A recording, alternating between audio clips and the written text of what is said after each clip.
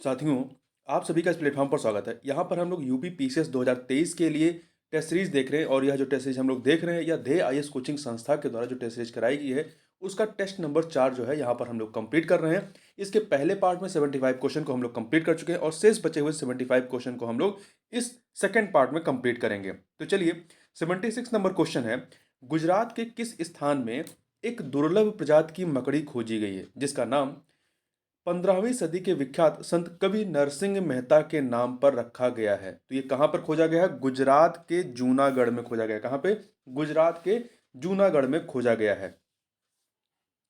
आगे चलते हैं। अगला है, थियोमार्गरिटा मैग्निफिका वैज्ञानिकों द्वारा खोजा गया जीवाणु है। थियोमार्गरिटा मैग्नी जो है मैग्निफिका, ये वैज्ञानिकों द्वारा खोजा गया जीवाणु है जिसे नग्न आंखों से, नेक्ड आई से भी देखा जा सकता है। इसका मूल स्थान निम्न में से कहां पर है? तो इसका मूल स्थान जो है कैरेबियन मैंग्रोव तट पर है। कैरेबियन मैंग्रोव क्षेत्र में यह पाया जाता है। आगे चलते हैं। किस राज्य सरकार ने भारत का पहला डुंगोंग संरक्षण रिजर्व स्थापित करने का काम शुरू किया है? तो किसने किया है? तमिलनाडु सरकार ने इसको प्रारंभ किया। तमिलनाडु सरकार ने पाक खाड़ी क्षेत्र में भारत का पहला डुंगोंग संरक्षण रिजर्व स्थापित करने का काम शुरू किया गया। जो डुंगोंग जो है ये लुप्त प्राय प्रजातियां हैं और वन्य जीव संरक्षण अधिनियम 1972 की अनुसूची 1 के तहत संरक्षित है। आगे बात करते हैं। 79 नंबर क्वेश्चन देखते हैं। चर्चित स्नेक आइलैंड या जमीनी द्वीप जिसे सरपेट आइलैंड भी कहा जाता है, निम्नलिखित में से किस देश से संबंधित एक द्वीप है? तो ये जो है यूक्रेन से संबंधित एक द्वीप है। देखिए, स्नेक आइलैंड या जमीनी द्वीप जिसे सरपेंट आइलैंड कहा जाता है, यूक्रेन संबंधित एक द्वीप है और डेन्यूब डेल्टा के पास काला सागर में स्थित है। यह यूक्रेन के क्षेत्रीय जल के परिसीमन में महत्वपूर्ण भूमिका निभाता है। क्वेश्चन नंबर 80 देखते हैं। भाषा प्रमाण पत्र सेल्फी अभियान के संदर्भ में निम्नलिखित में से कौन सा या से कथन सही हैं? दो कथन यहां पर दिए गए हैं, हमें बताना है इनमें से कौन सा या कौन से सही हैं। तो देखिए, यह अभियान शिक्षा मंत्रालय द्वारा बहुभाषावाद को बढ़ावा देने और सांस्कृतिक विविधता से प्रोत्साहित करने के उद्देश्य से शुरू किया गया है। तो इसे ये कथन आपका सही है। ठीक है, पहला कथन सही है। दूसरा, इस पहल का उद्देश्य भाषा संगम मोबाइल ऐप को बढ़ावा देना है जिसे माई गॉव इंडिया और शिक्षा मंत्रालय द्वारा विकसित किया गया है। तो दोनों कथन यहां पर आपका सही है और दोनों ही कथन सही है, तो इसलिए बी ऑप्शन आपका सही हो जाएगा। देखिए, ये एक भारत श्रेष्ठ भारत की भावना को बढ़ावा देने के लिए इस पहल को क्रियान्वित किया जा रहा है। अगला है, निम्नलिखित में से किस बैंक ने National Payments Corporation of India के सहयोग से Union M S M E RuPay credit card launch किया है? तो किसने लॉन्च किया है? यूनियन बैंक ऑफ इंडिया ने। यूनियन बैंक ऑफ इंडिया ने 25 फरवरी 2022 को इसको लॉन्च किया है। इस कार्ड पर एमएसएमई ग्राहकों को 10 लाख रुपए तक का दुर्घटना बीमा कवरेज मिलेगा। आगे बात करते हैं। हाँ, तो ये देखिए, यूनियन एमएसएमई है ये। ठीक है, यूनियन एमएसएमई रुपए कार्ड है ये। आगे बात करते हैं। देवायतनम सम्मेलन के संदर्भ में निम्नलिखित में से कौन सा या से कथन सही है? दो कथन आपको यहां पर दिए गए हैं, बताना है कौन सा सही है। तो पहला है कि ओडिशा के पुरी में 2 दिवसीय अंतर्राष्ट्रीय सम्मेलन देवायतनम भारतीय वास्तुकला का एक ओडिसी का आयोजन किया गया। तो ये कथन गलत है क्योंकि ये कर्नाटक में हुआ। ठीक, इस सम्मेलन का उद्घाटन प्रधानमंत्री नरेंद्र मोदी द्वारा किया गया। ये भी कथन आपका सही नहीं है। देखिए, संस्कृत मंत्रालय भारत सरकार का भारतीय पुरातत्व सर्वेक्षण 25 से 26 फरवरी 2022 को कर्नाटक के हाथी में 2 दिवसीय अंतर्राष्ट्रीय सम्मेलन देवायतनम भारतीय मंदिर वास्तुकला का एक ओडिसी का आयोजन किया गया। कहां पर? कर्नाटक में। केंद्रीय पर्यटन मंत्री किशन रेड्डी ने इस सम्मेलन का उद्घाटन किया। किशन रेड्डी हैं। तो यहां पर दोनों कथन गलत हैं, डी ऑप्शन सही हो जाएगा। भारतीय रेलवे के लिए निम्नलिखित में से किस राज्य या केंद्र शासित प्रदेश में भारत हैवी इलेक्ट्रिकल्स लिमिटेड या जिसे शॉर्ट में भेल कहते हैं द्वारा एक 1.7 मेगावाट सौर फोटोवोल्टिक संयंत्र चालू किया गया है? कहाँ पर चालू किया गया है? ये मध्य प्रदेश में। तो सी ऑप्शन देखिए, भारतीय रेलवे के लिए बीना, मध्य प्रदेश के बीना में भारत हैवी इलेक्ट्रिकल्स लिमिटेड भेल द्वारा एक 1.7 मेगावाट सौर फोटोवोल्टिक संयंत्र चालू किया गया है। यह भारतीय रेलवे नेटवर्क पर पहला ऐसा सोलर पावर प्लांट है जो सीधे ट्रैक्शन पावर को फीड करता है। आगे बढ़ते हैं, क्वेश्चन नंबर 84 को देखते हैं। ये है, मई 23 समुदाय को अनुसूचित जनजाति में शामिल करने की मांग को लेकर किया गया विरोध प्रदर्शन निम्नलिखित में से किस भारतीय राज्य से संबंधित है? तो ये जो है आपका मणिपुर से, किससे? मणिपुर से संबंधित है। शेड्यूल्ड ट्राइब डिमांड कमेटी मई 23 समुदाय को सामान्य श्रेणी से अनुसूचित जनजाति में शामिल करने की मांग को लेकर मणिपुर में 2014 से आंदोलन चल रहा है। 2011 की जनगणना के मुताबिक राज्य की कुल आबादी 28 लाख से अधिक है, जिसका 40% जो है वो सामान्य मेइतेई है। आगे बढ़ते हैं, किस राज्य या केंद्र शासित प्रदेश कैबिनेट ने यूरोपीय मानकों की सिनेमा गतिविधियों के लिए एक केंद्र के रूप में बढ़ावा देने के लिए भारत की सबसे प्रगतिशील राज्य फिल्म नीति को मंजूरी दी है? तो किसने दी है? दिल्ली ने। 24 फरवरी 2022 को दिल्ली कैबिनेट ने यूरोपीय मानकों की सिनेमा गतिविधियों के लिए भारत की सबसे प्रगतिशील राज्य फिल्म नीति की मंजूरी दी है। देखिए, इसके तहत हर साल दिल्ली में अंतर्राष्ट्रीय फिल्म महोत्सव का भी आयोजन किया जाएगा। यह एक अत्यंत प्रगतिशील नीति है जिससे वैश्विक स्तर पर फिल्म प्रचार और पर्यटन नीतियों का बारीकी से अध्ययन करने के बाद शुरू किया गया है। आगे बढ़ते हैं, क्वेश्चन नंबर 86, निम्नलिखित में से भारत ने किस देश के साथ वर्ष 2030 से पहले $50 बिलियन का द्विपक्षीय व्यापार लक्ष्य निर्धारित किया है? 2030 से पहले तो किसके साथ किया है? दक्षिण कोरिया के साथ में।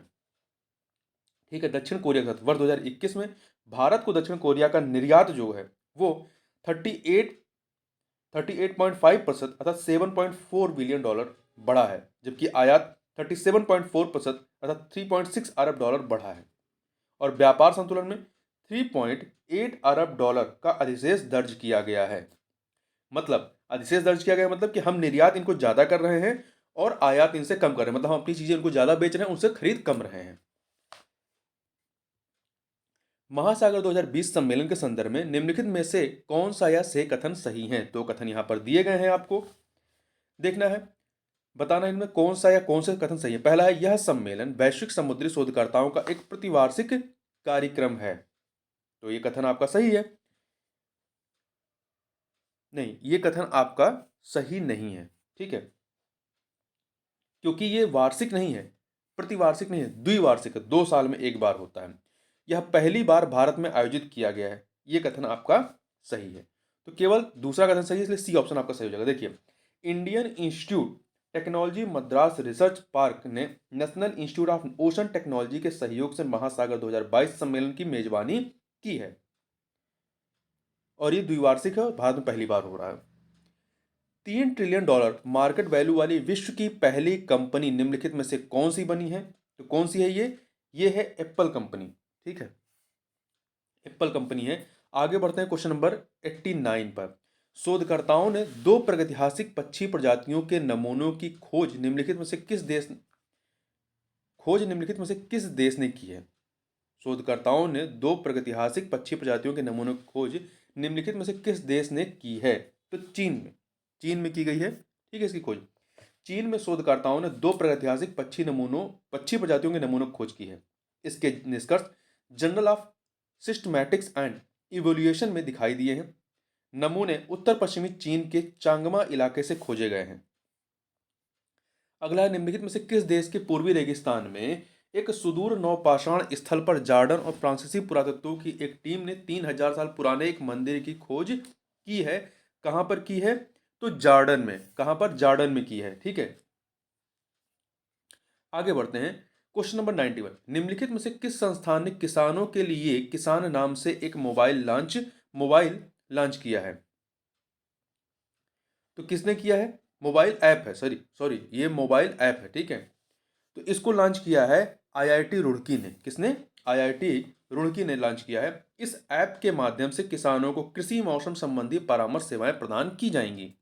क्वेश्चन नंबर 92 देखते हैं, वित्तीय स्थिरता और विकास परिषद वित्तीय स्थिरता और विकास परिषद की 25वीं वित्त मंत्री निर्मला 25वीं वित्त मंत्री निर्मला सीतारमण की अध्यक्षता में कहाँ आयोजित की गई, मतलब 25वीं इसकी जो बैठक हुई है उसकी अध्यक्षता कहाँ पर की गई है या किस राज्य में आयोजित की गई है? तो इसका आयोजन जो है मुंबई में हुआ है। महाराष्ट्र के मुंबई में 25वीं बैठक आयोजित की गई है। भारत सरकार ने वित्तीय बाजार नियामकों के सहयोग से वित्तीय स्थिरता और विकास परिषद की स्थापना की थी। क्वेश्चन नंबर 93 देखते हैं। रायसीना संवाद निम्नलिखित में से किस देश के सांगरी ला संवाद से प्रेरित है? तो ये सिंगापुर के सांगरी ला संवाद से प्रेरित है। यह एक बहुपक्षीय सम्मेलन है जो वैश्विक समुदाय के समक्ष उपस्थित चुनौतियों पर विचारों का आदान प्रदान करता है। आगे बात करते हैं 94 नंबर क्वेश्चन। गृह मंत्रालय ने निम्नलिखित में से किस राज्य में ग्राम रक्षा समूहों के गठन को मंजूरी दी है? कहां पर दी है? जम्मू और कश्मीर में दी गई है। ग्राम रक्षा समूहों के सदस्यों को ग्राम रक्षा गार्ड के रूप में नामित किया जाएगा। अगला है नीति आयोग द्वारा निम्नलिखित में से किस संस्था के सहयोग से निर्यात तैयारी सूचकांक का दूसरा संस्करण जारी किया गया है? किसके सहयोग से किया गया है? तो प्रतिस्पर्धात्मक संस्थान के सहयोग से। इस सूचकांक में गुजरात लगातार दूसरी बार शीर्ष पर है। आगे बात करते हैं मानवाधिकारों के घोर उल्लंघन और पीड़ितों की गरिमा के लिए सत्य के अधिकार के लिए अंतर्राष्ट्रीय दिवस किस तिथि को मनाया जाता है? ये मनाया जाता है प्रत्येक वर्ष 24 मार्च को। मानवाधिकारों के घोर उल्लंघन और पीड़ितों की गरिमा के लिए सत्य के अधिकार के लिए अंतर्राष्ट्रीय दिवस। ठीक है, यह दिन जो है मोनसिग्नोर ऑस्कर अर्नुल्फो रोमेरो को श्रद्धांजलि देने के लिए मनाया जाता है, जिसमें अल सल्वाडोर के सबसे कमजोर व्यक्तियों के मानवाधिकारों के उल्लंघन की निंदा करने में जिन्होंने जो है अल सल्वाडोर के सबसे कमजोर व्यक्तियों के मानवाधिकारों के उल्लंघन की निंदा करने में सक्रिय रूप से भाग लिया था। आगे बात करते हैं ऑन टाइम प्रदर्शन के विषय संदर्भ में वर्ष 2021 में शीर्ष बड़े हवाई अड्डों की वैश्विक सूची में शामिल होने वाला भारत का एकमात्र हवाई अड्डा निम्नलिखित में से कौन सा बना है? तो यह है चेन्नई अंतरराष्ट्रीय हवाई अड्डा जो कि तमिलनाडु में स्थित है। आगे बात करते हैं संयुक्त अरब अमीरात, कनाडा, ऑस्ट्रेलिया तथा अन्य खाड़ी देशों में रोजगार हेतु अंतरराष्ट्रीय कौशल की मांग के अनुसार निम्नलिखित में से कौन सा केंद्र भारतीय युवाओं को प्रशिक्षण प्रदान करेगी? तो कौन करेगी?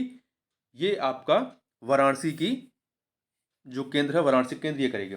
देखिए एनएसडीसी इंटरनेशनल जो कि राष्ट्रीय कौशल विकास निगम की एक सहायक कंपनी है तथा हिंदुस्तान पोर्ट्स प्राइवेट लिमिटेड के मध्य वाराणसी में स्किल इंडिया अंतरराष्ट्रीय केंद्र की स्थापना हेतु समझौता ज्ञापन का आदान प्रदान किया गया है।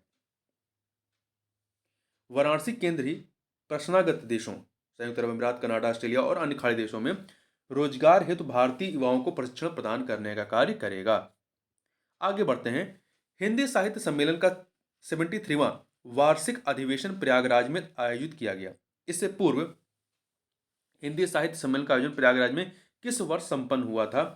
तो ये देखिए हिंदी साहित्य सम्मेलन के 111 वर्षों के इतिहास में अब तक 7 बार प्रयागराज में अधिवेशन किया गया है। प्रयागराज में अंतिम बार जो है वर्ष 1994 में किया गया था और अभी हाल ही में फिर से इलाहाबाद में या प्रयागराज में किया गया इसका 73वां वार्षिक अधिवेशन।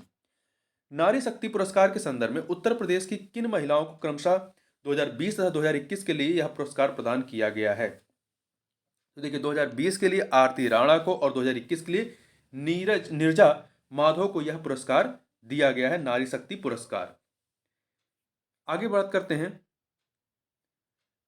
इंसेफ्लाइटिस, मलेरिया, डेंगू, फाइलेरिया तथा चिकनगुनिया सहित विभिन्न संचारी रोगों से लोगों को सुरक्षा प्रदान करना उत्तर प्रदेश सरकार के किस अभियान का उद्देश्य है? तो उत्तर प्रदेश के दस्तक अभियान का उद्देश्य इसे अप्रैल 2022 में शुरू किया गया था। 2022 में शुरू किया गया था। उत्तर प्रदेश सरकार ने जल जनित और वेक्टर जनित बीमारियों को रोकने के लिए इस दस्तक अभियान का प्रारंभ अप्रैल 2022 में किया था। गीतांजलि श्री जिनकी कृति रेत समाधि है का संबंध उत्तर प्रदेश के किस जनपद से है? तो इनका संबंध जो है उत्तर प्रदेश के मैनपुरी से है। ठीक है, उत्तर प्रदेश के मैनपुरी से है।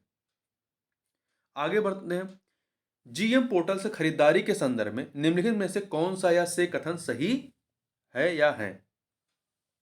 यहाँ पे 2 कथन दिए गए हैं, हमें देखना है इनमें से कौन सा है कौन सा सही है। इस पोर्टल से की गई खरीदारी में पिछले 5 वर्षों में उत्तर प्रदेश राज्य जो है भारत में शीर्ष पर है। ये कथन सही है। सरकारी खरीद प्रक्रिया में पारदर्शिता लाने हेतु वर्ष 2016 में यह पोर्टल लॉन्च किया गया था। ये भी कथन सही है। दोनों कथन सही है, तो आपका बी ऑप्शन जो है वो सही हो जाएगा। देखिए, इसमें पहले नंबर पर उत्तर प्रदेश है, दूसरे पे गुजरात है, जबकि मध्य प्रदेश तीसरे स्थान पर है।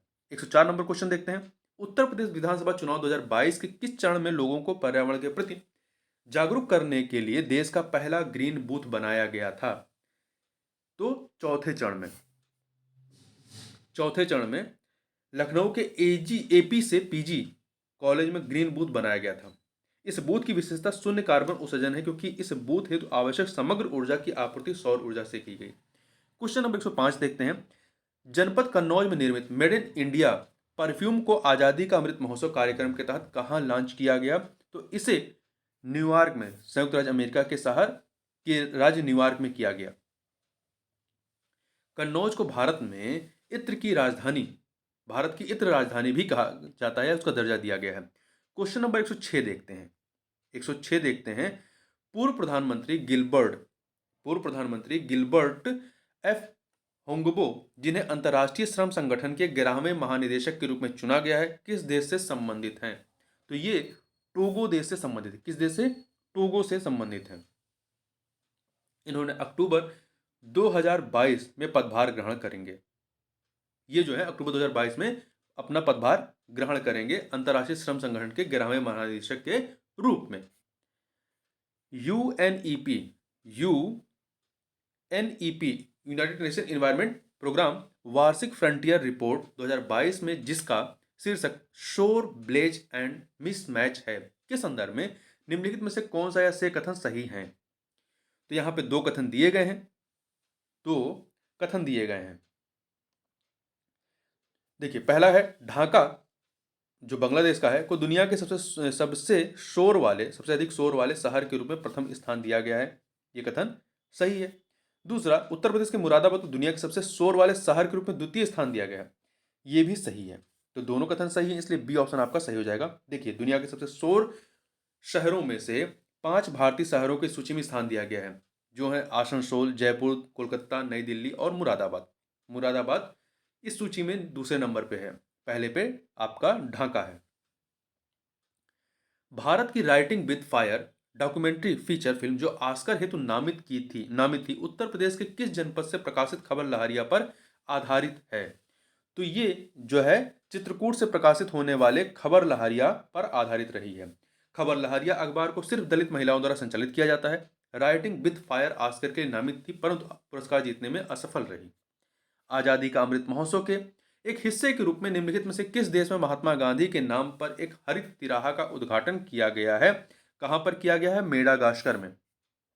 मेडागास्कर हिंद महासागर में से द्वीपीय देश मेडागास्कर में। तो मेडागास्कर के राजधानी शहर में महात्मा गांधी के नाम पर एक हरित तिराहा का उद्घाटन किया गया है। आगे बढ़ते हैं। क्वेश्चन नंबर 110 देखते हैं। राष्ट्रीय बाघ संरक्षण प्राधिकरण के 2018 के अनुमानों के अनुसार उत्तर प्रदेश के किस राष्ट्रीय उद्यान में बाघों की सर्वाधिक आबादी है? तो कहां पर है? दुधवा टाइगर रिजर्व में। ठीक है। राष्ट्रीय बाघ संरक्षण प्राधिकरण के अनुमानों के अनुसार भारत में लगभग 3000 बाघ हैं। उत्तर प्रदेश में 173 बाघ हैं, जिनमें दुधवा राष्ट्रीय उद्यान सबसे अधिक आबादी वाला है। तो यहाँ पे पूरे देश की बात नहीं की, यहाँ पूछा गया प्रश्न उत्तर प्रदेश के किस राष्ट्रीय उद्यान में बाघों की सर्वाधिक आबादी है। ठीक है, 2018 के अनुमानों के अनुसार। आगे बढ़ते हैं। Question number 111। Oil India limited ने अप्रैल 2022 में किस राज्य में भारत का पहला युद्ध हरित हाइड्रोजन, एक सेकेंड, देखिए, युद्ध हरित नहीं है, ये शुद्ध है, शुद्ध हरित हाइड्रोजन पायलट संयंत्र की शुरुआत की है। कहां पर की है? असम में। तो प्रधानमंत्री के आत्मनिर्भर भारत के दृष्टिकोण को पूरा करने की दिशा में ऑयल इंडिया लिमिटेड ने 20 अप्रैल 2022 को असम के जोरहाट में भारत के पहले 99.999% शुद्ध हरित हाइड्रोजन पायलट संयंत्र की शुरुआत की है। आगे बढ़ते हैं। जल निकायों का कायाकल्प सुनिश्चित करने के उद्देश्य से भारत का पहला अमृत सरोवर निम्नलिखित में से किस राज्य में बनकर तैयार हुआ है? किस राज्य में बनकर तैयार हुआ है? उत्तर प्रदेश में। भारत का पहला अमृत सरोवर उत्तर प्रदेश के रामपुर की ग्राम पंचायत पटवाई में बनकर तैयार हुआ है। अमृत सरोवर सतह एवं भूमिगत दोनों पर जल की उपलब्धता को बढ़ाने में महत्वपूर्ण भूमिका निभाएगा।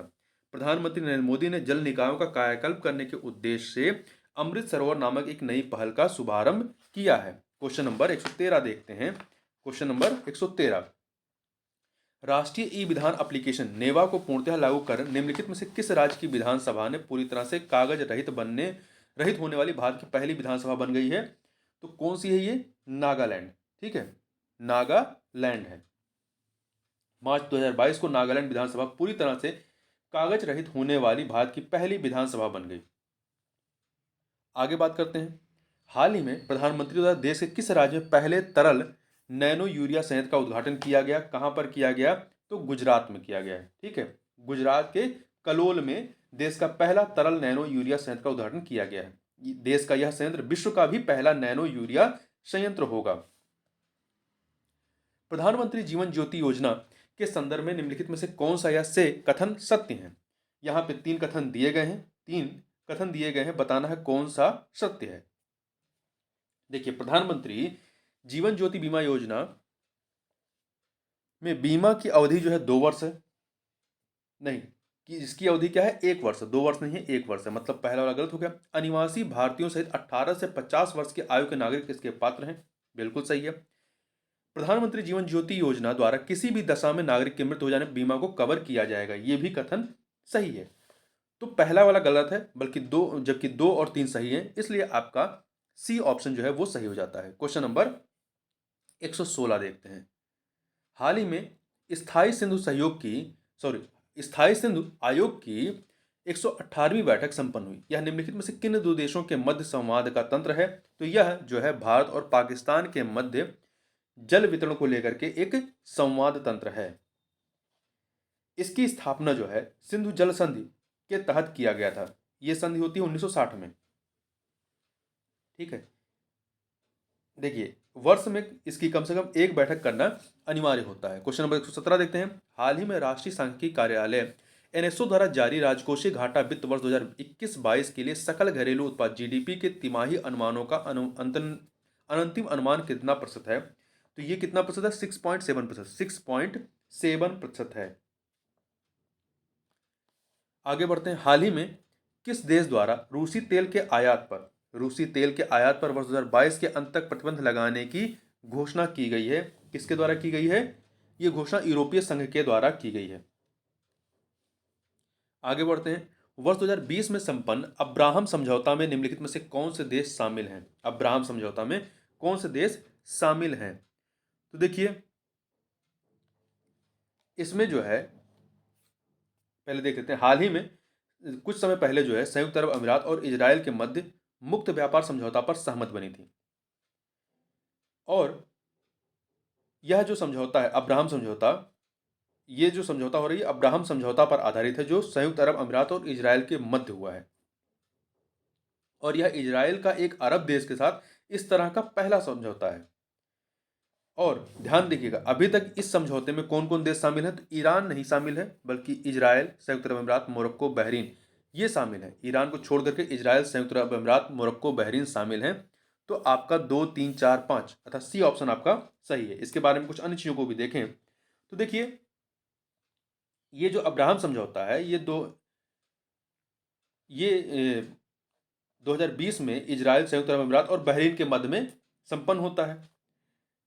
तो अंततः मोरक्को भी इस समझौते का अभिन्न अंग बना। मतलब आपका इजराइल, संयुक्त अरब अमीरात, बहरीन और मोरक्को इसके रहे हैं।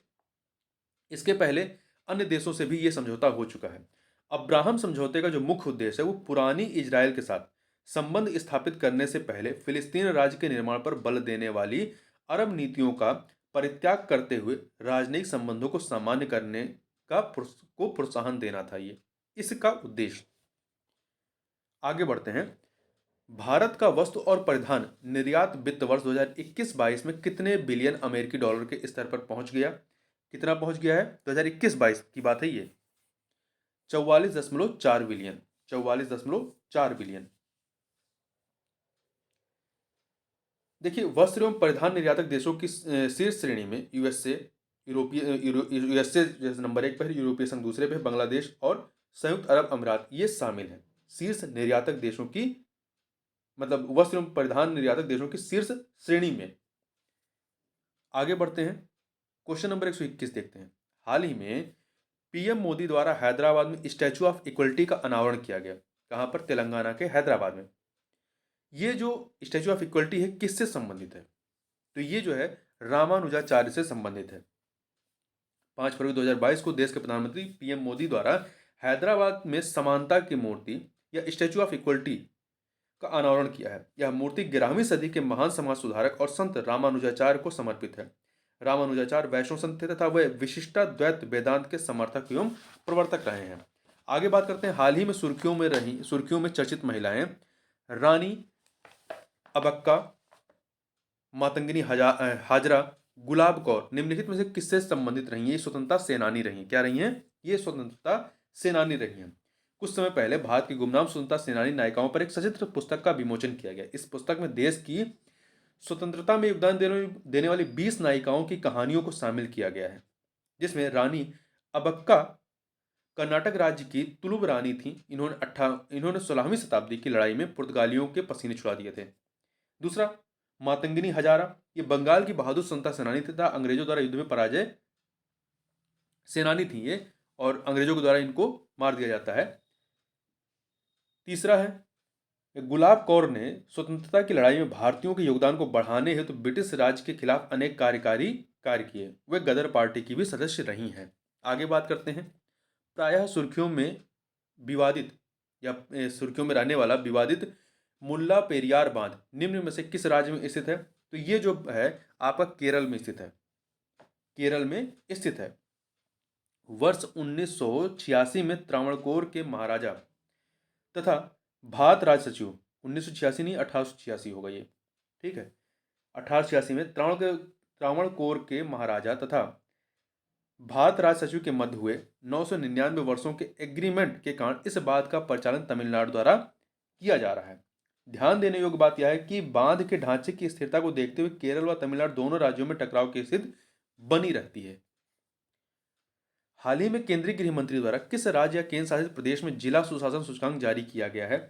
कहां पर किया गया है? जम्मू कश्मीर में। ठीक है, जम्मू कश्मीर में। जम्मू कश्मीर इस तरह का सूचकांक जारी करने वाला देश का पहला केंद्र शासित प्रदेश होगा या बन गया है। आगे बात करते हैं, हाल ही में किन दो राष्ट्रों के मध्य त्रिंकोमाली ऑयल टैंक फर्म विकसित करने हेतु समिति बनी है? किसके मध्य में? भारत और श्रीलंका के मध्य में। ठीक है, भारत और श्रीलंका के मध्य में। आगे बात करते हैं, निम्नलिखित में से किस राष्ट्र ने हाल ही में अपनी नई राजधानी नुशंतारा को बनाया है? किसने बनाया है? ये बनाया है इंडोनेशिया ने। इंडोनेशिया की पहली राजधानी क्या थी? जकार्ता थी। तो बढ़ती जनसंख्या, वित्तीय समानता, जकार्ता के जलमग्न होने की संभावना को देखते हुए इंडोनेशिया सरकार ने अपनी राजधानी जकार्ता से कहां पे शिफ्ट किया? पूर्वी काली मंतन में स्थानांतरित कर दिया है और नई राजधानी का नाम नुशंतारा रखा गया है और यह जो है बोर्नियो द्वीप पर स्थित है। आगे बात करते हैं, क्वेश्चन नंबर 127 देखते हैं। निम्नलिखित में से किस देश में बढ़ते अशांति के हालात पर काबू पाने हेतु सामूहिक सुरक्षा संधि संगठन द्वारा एक सैन्य दल भेजा गया है? किसके द्वारा? कजाकिस्तान के द्वारा। कजाकिस्तान के द्वारा। आगे बात करते हैं, निम्नलिखित में से भारत और किस देश के मध्य 13 जनवरी 2022 को मुक्त व्यापार क्षेत्र पर वार्ता आरंभ हुई थी? किसके मध्य में? भारत और मॉरिशस के मध्य में। एक सेकंड, ये भारत और मॉरिशस नहीं है। 13 जनवरी 2022 को जो है भारत एवं ब्रिटेन के मध्य मुक्त व्यापार क्षेत्र पर वार्ता प्रारंभ करने की घोषणा की गई। ठीक है, तो भारत और ब्रिटेन के मध्य में। तो डी ऑप्शन आपका सही होगा, बी नहीं डी। प्रायः सुर्खियों में रहने वाले इश्कार बोरोशोल किन देशों के बीच विवाद का हिस्सा है? तो ये फिलीपींस, चीन और ताइवान के बीच विवाद का हिस्सा है। दक्षिणी चीन सागर अपनी अवस्थित के कारण सामरिक रूप से अत्यधिक महत्वपूर्ण है। तो यहीं पर जो है आपका ये विवाद है। देखिए, यह हिंद महासागर जो दक्षिणी चीन सागर है, ये हिंद महासागर एवं प्रशांत महासागर के बीच संपर्क की एक कड़ी है। दक्षिणी चीन सागर में अवस्थित द्वीपों की महत्ता को देखते हुए कई देशों ने अपने अपने दावे इस पे किए हैं।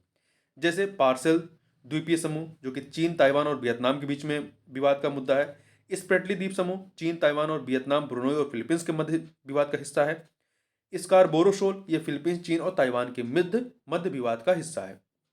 आगे बात करते हैं, प्रायः सुर्खियों में रहने वाले उत्तर अटलांटिक संधि संगठन नाटो के बारे में कौन सा कथन असत्य है? यह एक अंतर सरकारी सैन्य संगठन है, सही बात है। इसकी स्थापना बालाशोर घोषणा पत्र के द्वारा हुई नहीं, बालाशोर संधि के द्वारा नहीं, मतलब घोषणा के द्वारा नहीं। उत्तर अटलांटिक संधि संगठन नाटो की स्थापना वाशिंगटन संधि के द्वारा की गई। ठीक है, वाशिंगटन संधि के द्वारा की गई थी। तो बी वाला आपका सही नहीं है। इसका मुख्यालय ब्रुसेल्स में है, सही है। एलाइड कमांड ऑपरेशन मुख्यालय कहाँ पे है? बेल्जियम के मांस में है। तो इसमें बी वाला ही आपका ऑप्शन सही नहीं है, बाकी सब सही है। आगे बात करते हैं, हाल ही में शियोमारा कास्त्रो ने किस देश की पहली महिला राष्ट्रपति के रूप में शपथ ग्रहण किया है? तो किस देश की है? होंडुरास की हैं। कहाँ की हैं? होंडुरास की हैं ये। होंडुरास एक मध्य अमेरिकी देश है। हाल ही में किसे भारत सरकार के नए मुख्य आर्थिक सलाहकार नियुक्त किया गया है? किसे किया गया है? अनंत नागेश्वरन को किया गया है। आगे बात करते हैं, इमेजिंग एक्सरे पोलारी पोलारीमेट्री एक्सप्लोरस IXPE के संदर्भ में कौन सा या से कथन सत्य है? तो यहां पर आपको तीन कथन दिए गए हैं। देखिए, यह नासा और इतावली अंतरिक्ष एजेंसी की संयुक्त पहल है, यह कथन सही है आपका। दूसरा, इस मिशन के द्वारा ब्रह्मांड में सबसे रहस्यमय पिंडों का अध्ययन किया जाएगा, ये भी सही है। इस मिशन की प्राथमिक अवधि 5 वर्ष की है, नहीं 2 वर्ष की है। ठीक है, इसकी अवधि कितनी है? 2 वर्ष की है। तो पहला दूसरा सही, तीसरा गलत, बी ऑप्शन आपका सही हो जाएगा। आगे बात करते हैं, प्रायः सुर्खियों में रहे चर्चित इनर लाइन परमिट पूर्वोत्तर भारत के राज्यों हेतु एक आधिकारिक यात्रा दस्तावेज है। वर्तमान में निम्नलिखित में से किस राज्य में इनर लाइन परमिट व्यवस्था लागू नहीं है? तो असम में यह लागू नहीं है। ठीक है, असम में लागू नहीं है। देखिए, इनर लाइन परमिट एक आधिकारिक यात्रा दस्तावेज है। इसके तहत पूर्वोत्तर भारत के अरुणाचल प्रदेश, मणिपुर, मिजोरम और नागालैंड के कुछ संरक्षित क्षेत्रों की यात्रा सीमित अवधि के लिए करने की अनुमति दी जाती है। इसे अंग्रेजों ने वर्ष 1873 में बंगाल ईस्टर्न फ्रंटियर रेगुलेशन के तहत लागू किया था। हाल ही में न्यायालय ने मणिपुर में इनर लाइन परमिट प्रणाली की संवैधानिक वैधता को चुनौती देने वाली याचिका पर केंद्र और मणिपुर सरकार से उत्तर की मांग की है। आगे बात करते हैं, निम्नलिखित में से हरित रणनीतिक साझेदारी भारत और किस देश के मध्य लॉन्च किया गया है? हरित रणनीतिक साझेदारी भारत और किस देश के मध्य लॉन्च किया गया है? तो ये लॉन्च किया गया है भारत और डेनमार्क के मध्य में। ठीक है, सितंबर 2020 में इसको लॉन्च किया गया है। आगे बढ़ते हैं, निम्नलिखित में से भारत के किस राज्य में पहली स्टील स्लैग रोड का अनावरण किया गया है? गुजरात के सूरत शहर में किया गया है। ये परियोजना भारत सरकार की पहल वेस्ट टू वेल्थ और स्वच्छ भारत अभियान का हिस्सा है। हाल ही में बाफ्टा अवार्ड 2022 का आयोजन लंदन स्थित रॉयल अल्बर्ट हॉल में हुआ। यह अवार्ड किस क्षेत्र में प्रदान किया जाता है? यह अवार्ड फिल्म के क्षेत्र में प्रदान किया जाता है। इस 75वें बाफ्टा अवार्ड में सर्वश्रेष्ठ अभिनेता का पुरस्कार विल स्मिथ ने जीता है मूवी किंग रिचर्ड के लिए, और सर्वश्रेष्ठ अभिनेत्री का पुरस्कार फिल्म आफ्टर लव के लिए जोआना स्कैनलॉन ने जीता है। आगे बढ़ते हैं, क्वेश्चन नंबर 138 देखते हैं। प्रायः सुर्खियों में चर्चित जीव हाला योजना किससे संबंधित है? तो ये देखिए, ये महाराष्ट्र के जेल में लंबी अवधि से सजा काट रहे कैदियों को ऋण देने हेतु जेल विभाग की एक पहल है। आगे बढ़ते हैं, निम्नलिखित में से कौन सा एक सही सुमेलित नहीं है दिवस या सप्ताह और मनाए जाने की तिथि के संबंध में? तो देखिए, विश्व जल दिवस 22 मार्च सही है। अर्थ आवर 26 मार्च। विश्व प्रेस स्वतंत्रता दिवस 3 मार्च। विश्व वन्य जीव दिवस जो है ये 28 फरवरी को नहीं होता, बल्कि 3 मार्च को विश्व वन्य जीव दिवस मनाया जाता है, 3 मार्च को। और 2022 के विश्व वन्य जीव दिवस की थीम क्या रही है? रिकवरिंग की स्पीसीज फॉर इकोसिस्टम रेस्टोरेशन। हाल ही में अंतर्राष्ट्रीय ऊर्जा एजेंसी के दावे के अनुसार निम्नलिखित में से कौन सा देश वर्ष 2026 तक चीन को पीछे छोड़ते हुए विश्व का तीसरा सबसे बड़ा इथेनॉल उपभोक्ता बन जाएगा? चीन को पीछे छोड़ते हुए विश्व का तीसरा सबसे बड़ा इथेनॉल उपभोक्ता बन जाएगा, तो कौन बनेगा? भारत बनेगा। ठीक है। इथेनॉल जो है नवीकरणीय ऊर्जा का साधन है। यह एक रंगहीन स्वच्छ तरल है जो गैसोलीन की तुलना में उच्च ऑक्टेन संख्या रखता है। आगे बात करते हैं क्वेश्चन नंबर 141। हाल ही में अंतर्राष्ट्रीय प्रकृति संरक्षण संघ आयुषियन द्वारा निम्नलिखित में से किन प्रजातियों को ग्रीन स्टेटस का दर्जा दिया गया है? किन प्रजातियों को दिया गया है? देखिए, गुलाबी कबूतर, बुरोइंग, बेदोंग, सुमात्री है गैंडा, इन तीनों को दिया गया है। ठीक है, इन तीनों को दिया गया है। जो गुलाबी कबूतर है मॉरिशस का है, बुरोइंग बेदोंग ऑस्ट्रेलिया, सुमात्राई गैंडा इंडोनेशिया, सुमात्रा और बोर्नियो द्वीप समूह में ये पाए जाते हैं। तो 1, 2, 3 अर्थात बी ऑप्शन। आगे बात करते हैं 142 को। निम्नलिखित में से किन बैंकों का हाल ही में भारतीय स्टेट बैंक द्वारा प्रणालीगत रूप से महत्वपूर्ण घरेलू डी सिब SIB किस श्रेणी में रखा गया? प्रणालीगत रूप से महत्वपूर्ण घरेलू किस श्रेणी में रखा गया है? तो किसको रखा गया है? देखिए, HDFC बैंक और ICICI बैंक को, HDFC और ICICI बैंक को इस श्रेणी में रखा गया है। तो यहाँ पे सी ऑप्शन 3 और 4 सही हो जाएगा। देखिए, प्रणालीगत रूप से महत्वपूर्ण घरेलू बैंक का अर्थ है कुछ बैंक अपने आकार, भिन्न भिन्न देशों में गतिविधियों, जटिलताओं तथा विकल्प की कमी के कारण इतने महत्वपूर्ण विशाल हो जाते हैं कि उन्हें असफल नहीं होने दिया जा सकता है। अतः जिन बैंकों की घरेलू संपत्ति सकल घरेलू उत्पाद के GDP के 2% से अधिक है उन्हें इस श्रेणी में रखा जाता है। आगे बात करते हैं 143 की। हाल ही में किसके द्वारा भारतीय reserve bank retail direct RBI RD योजना का शुभारंभ किया गया है? किसके द्वारा किया गया है? भारतीय रिजर्व बैंक के द्वारा किया गया है। इसे व्यक्तिगत निवेशकों द्वारा सरकारी प्रतिभूतियों में निवेश की सुविधा के लिए वन स्टॉप साधन के रूप में तैयार किया गया है। इसका प्रमुख उद्देश्य निवेश की प्रक्रिया को सरल बनाकर सामान्य जन की सरकारी प्रतिभूतियों तक पहुंच को आसान बनाना है। हाल ही में किस राज्य ने लैंड होल्डिंग की पहचान करने के लिए 16 अंकों का यूनिकोड जारी किया है? किसने किया है? उत्तर प्रदेश ने। किसने किया है? उत्तर प्रदेश ने 7 फरवरी 2022 को इसको प्रारंभ किया है।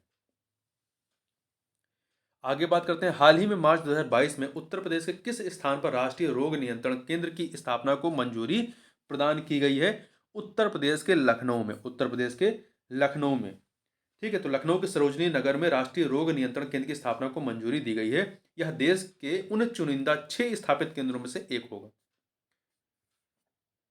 29 मार्च 2022 को नई दिल्ली में आयोजित तीसरे राष्ट्रीय जल पुरस्कार समारोह में किस राज्य को जल संरक्षण की दिशा में सर्वश्रेष्ठ प्रदर्शन के लिए चुना गया है?